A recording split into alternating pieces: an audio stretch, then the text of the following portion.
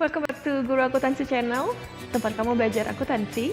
Oke, kita lanjutkan ke ini ya, studi kasus mengenai persamaan dasar akuntansi. Sekarang kita langsung masuk saja ya, bagaimana transaksi yang berhubungan yang dapat mempengaruhi posisi keuangan.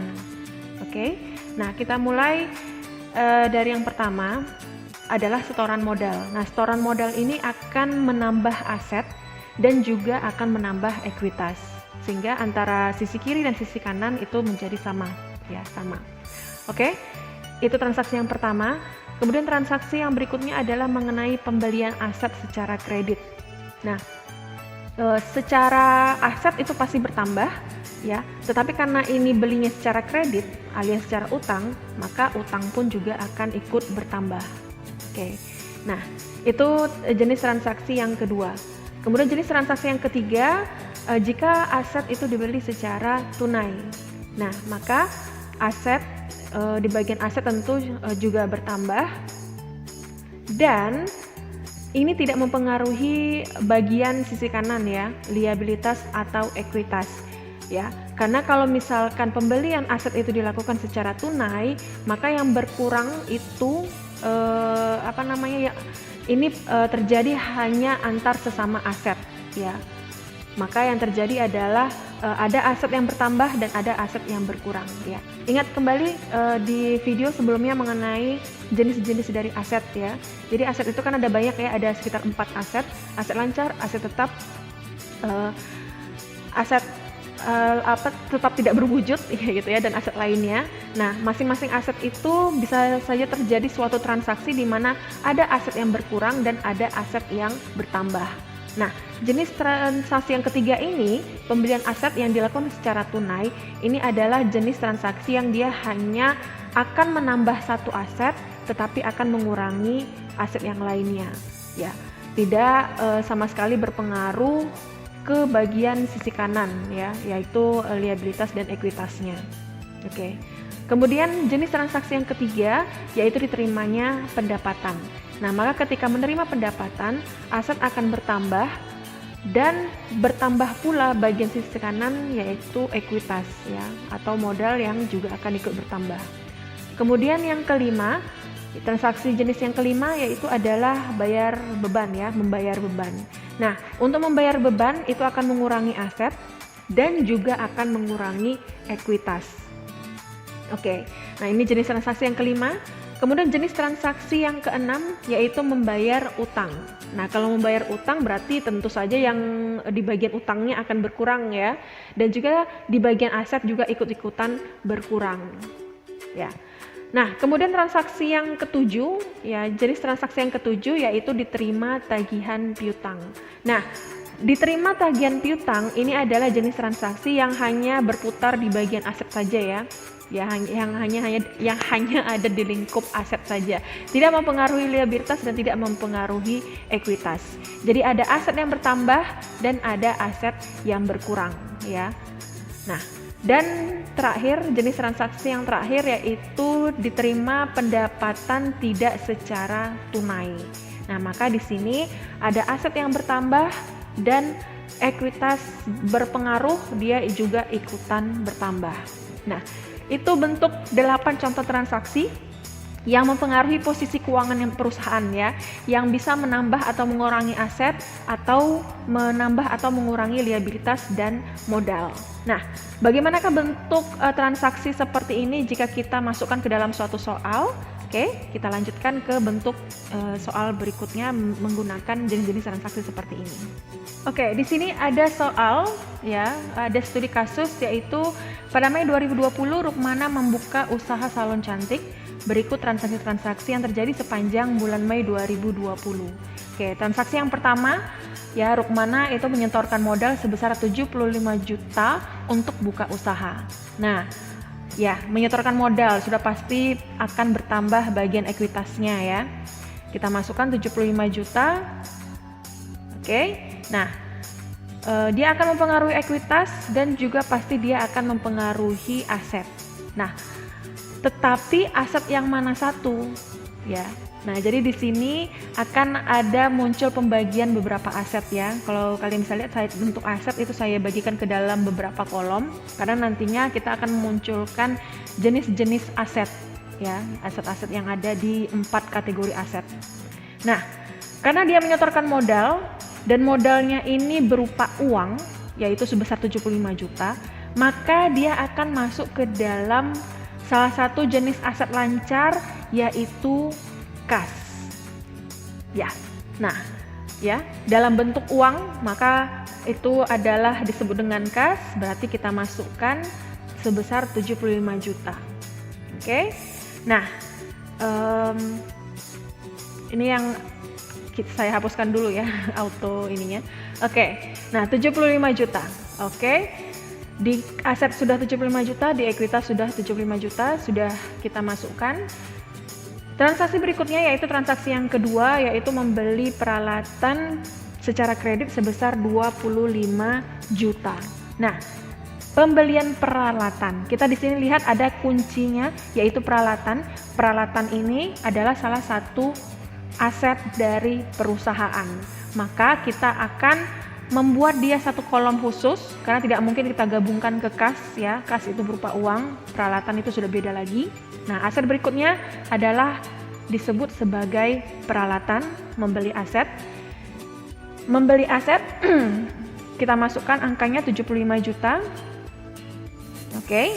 Nah, kita analisis bagaimana bentuk transaksinya ya. Jadi dia beli peralatan, sudah kita masukkan di bagian aset untuk peralatan sebesar 75 juta.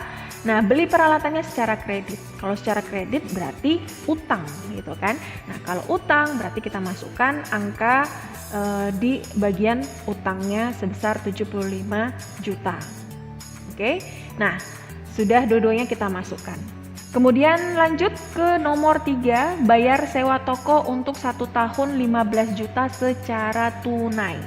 Nah, bayar sewa toko yang nantinya toko ini akan dipakai untuk usaha salonnya si Rukmana, artinya toko ini akan menjadi asetnya si Rukmana dalam menjalankan operasional salonnya.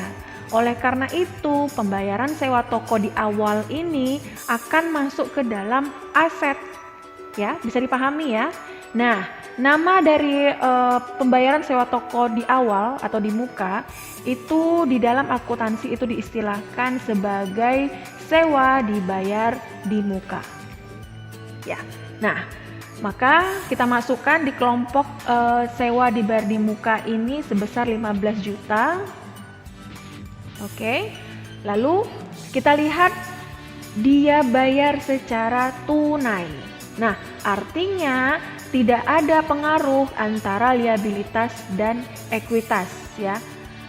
Liabilitas tidak mungkin bertambah karena dibayar secara tunai, kemudian ekuitas tidak mungkin pula bertambah ya. Ya, tidak mungkin bertambah. Kenapa ekuitas itu tidak bertambah? Karena tidak berhubungan sama sekali dengan ekuitas, tidak menambahi modal. Ya, ini membayar gitu kan, nggak mungkin jadi nambah modalnya ya, bisa dipahami ya seperti itu. Oke, nah jadi kita masukkan secara tunai itu artinya adalah ada uang yang keluar, bayar secara tunai, bayar ke orang, uang keluar, kasih ke orang gitu kan. Nah, sehingga di sini bagian kas akan berkurang sebesar 15 juta. Oke. Nah, jadi yang terjadi itu hanyalah perpindahan aset ya. Yang awalnya aset berupa uang itu kemudian dijadikan sebagai sewa ya, sewa dibayar di muka untuk pemakaiannya 1 tahun ke depan. Nah, sehingga seperti itu yang terjadi ada satu aset yang bertambah dan ada satu aset yang kemudian akan berkurang. Oke, itu jenis transaksi yang nomor 3. Kemudian kita lanjut yang transaksi yang keempat, yaitu penghasilan salon selama minggu pertama didapatkan sebesar 5 juta. Oke, nah jadi Rukmana itu dapat usaha dari usaha salonnya itu dapat pendapatan ya, mendapatkan penghasilan pendapatan dalam bentuk uang ya, 5 juta. Nah, maka di sini kita akan masukkan di bagian kasnya 5 juta.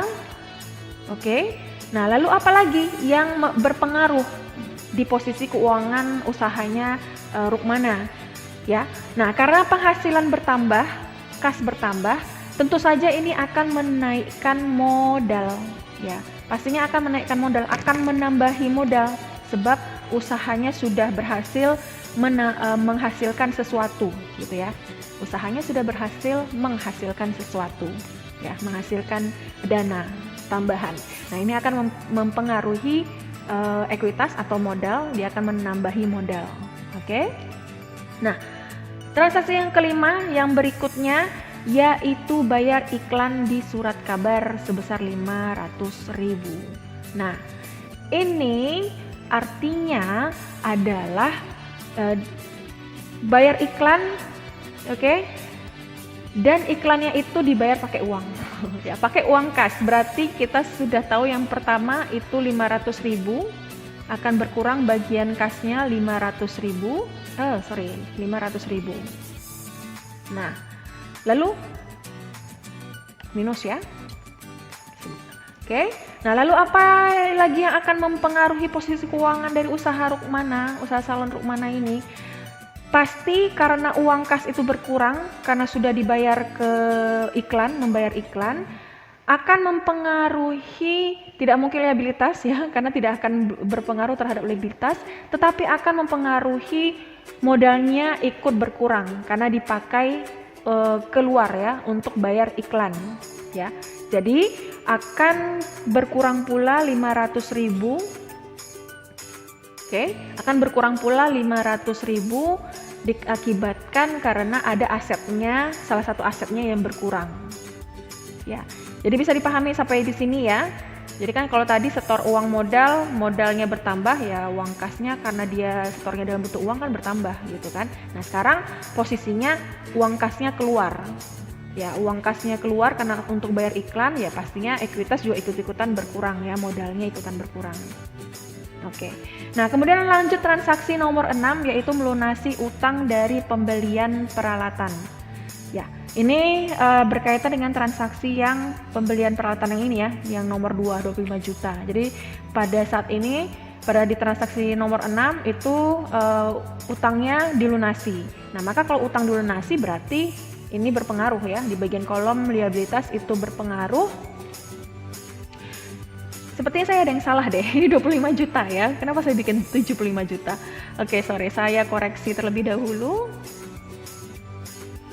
Oke, ya, sorry my typo. Oke, nah lalu di sini yang di sebelah sini ya tadi ya. Jadi berkurang 25 juta. Oke, nah liabilitas berkurang ya karena untuk bayar utang. Lalu apa lagi yang mempengaruhi? Ya, bayar utang itu pakai apa? Pakai uang kan? Ya, berarti uang kasnya juga ikut-ikutan jadinya berkurang sebesar 25 juta. Ya. Oke. Seperti itu ya. Jadi bayar utang, utangnya lunas ya, dia bayar utangnya pakai apa? Pakai uang kas pastinya. Maka uang kas juga ikut-ikutan harus berkurang dong. Oke. Lanjut di transaksi nomor 7. Menyelesaikan pekerjaan salon 4.500.000, tetapi pelanggan itu berjanji akan membayarnya beberapa hari lagi. Nah, itu artinya Rukmana itu sudah selesai ini memberikan jasa salonnya gitu ya, apa-apa saja jenis-jenis jasa salon gitu ya, dan setelah dia selesai menyelesaikan salonnya gitu ya, jasa salonnya, ditagihlah si pelanggan tadi sebesar 4.500.000. Tetapi ternyata si pelanggan ini janji dia akan bayar beberapa hari lagi. Nah, itu artinya di pihak Rukmana akan muncul yang namanya piutang, ya, lawannya dari utang. Jadi pelanggan itu berutang kepada Rukmana karena dia sudah mendapatkan jasa salon tapi dia belum bayar ya si pelanggan tadi. Nah, di sisi Rukmana akan muncul yang namanya piutang, ya, lawannya dari utang. Nah, maka di sini piutang itu adalah salah satu aset lancar. Maka di sini kita akan memunculkan satu kolom lagi, yaitu yang berkaitan dengan aset piutang. Oke. Nah, jadi piutang akan muncul, akan bertambah sebesar 4.500.000 dan kemudian pasti di bagian ekuitas juga ikut bertambah ya, akan ikut bertambah disebabkan karena ada kenaikan dari pendapatan ya, dari penghasilan. Meskipun secara uangnya itu belum terima, tetapi sudah diakui Rukmana sudah mendapatkan penghasilan gitu ya. Kan kita lihat di sini ya, penghasilan selama minggu pertama itu menaikkan modal ya kan, menaikkan ekuitas ya. Sama pula seperti ini. Meskipun secara uang belum terima, tapi sudah diakui akan menambah modal. Ya, seperti itu ya. Lalu kita lanjutkan lagi. Terakhir adalah menerima uang dari pelanggan atas piutang jasa jalan. Nah, ini adalah hubungannya nomor 7 tadi ya. Jadi setelah beberapa hari kemudian si pelanggan itu bayar utangnya gitu. Oleh karena itu, Rukmana harus mengeluarkan atau mengurangi piutangnya. Maka dikurangilah piutang tadi. Nah, kebanyakan. Oke. Berkuranglah piutang tadi, berkurang. Oke, berkurang piutang tadi. Nah, karena piutangnya berkurang, pelanggan memberikan uang, berarti ada uang yang muncul, ada uang yang diterima oleh Rukmana, maka ada kas yang bertambah. Oke. Nah, seperti itu ya, transaksi nomor 8. Jadi transaksi nomor 8 itu tidak akan mempengaruhi ekuitas dan tidak akan mempengaruhi liabilitas. Sebab yang terjadi hanyalah pengurangan satu aset untuk menambah satu aset yang lain gitu ya, memunculkan satu aset yang lain. Oke. Selesai untuk seluruh transaksi kita masukkan. Nah, sekarang kita akan menguji apakah posisi sebelah kiri itu sama dengan posisi sebelah kanan. Sesuai dengan persamaan akuntansi, yaitu aset sama dengan liabilitas plus modal. Ya, liabilitas plus ekuitas. Nah, kita jumlahkan terlebih dahulu keseluruhan kolom yang ada di sini. Saya langsung pakai fungsi sum ya, atau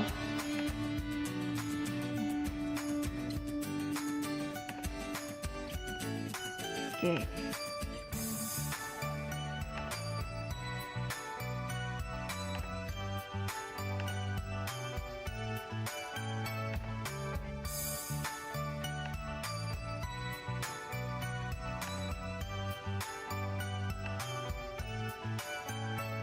Oke, setelah menambahkan seluruh fungsi sum ya, dengan fungsi sum menambahkan kolom-kolomnya. Ini karena saya mendapatkan bantuan dari Excel saja ya. Tetapi kalau secara pengerjaannya itu kalian harus membuatnya di buku catatan ya. Oke. Nah, ini sudah muncul saja ya, otomatis. Oke, karena di sini untuk bagian liabilitas dan ekuitas itu totalnya liabilitas karena tidak ada, maka hanya ada ekuitas 84 juta. Jadi bagian kanan itu sudah ketemu angkanya 84 juta. Maka di bagian aset itu harus juga sama 84 juta. Kalau tidak sama dengan 84 juta, maka akan berbeda. Nah, saya ada ketemu di sini kesalahan sedikit 4 juta. 45 juta. Salah. Sorry, kebanyakan nol dari tadi ya saya buat. Oke. Ya, jadi hati-hati ya dalam pembuatan seperti ini, dalam mengisi angka juga ya harus hati-hati gitu ya. Nah, supaya nantinya ketika akan menjumlahkan itu tidak ada kesalahan satupun gitu ya. Kita bisa mendapatkan hasil yang pas dan tidak perlu pusing-pusing untuk mencari di mana kesalahannya lagi. Nah, oke, sekarang kita akan menjumlahkan seluruh yang ada di kolom atau di bagian sisi kiri dari aset. Kita lihat, kita uji apakah sama aset dengan liabilitas dan ekuitas. Enter. Oke, hasilnya sama, artinya apa yang sudah kita perbuat, yang sudah kita masukkan di dalam persamaan dasar akuntansi ini, transaksi-transaksi tadi, itu berarti sudah benar dan sudah pas. Oke, congratulations. Oke, sampai di sini dulu mengenai persamaan dasar akuntansi ya, studi kasus bagaimana pengerjaan persamaan dasar akuntansi. I hope you guys understand, dan terima kasih sudah menyimak video ini. Thank you and goodbye.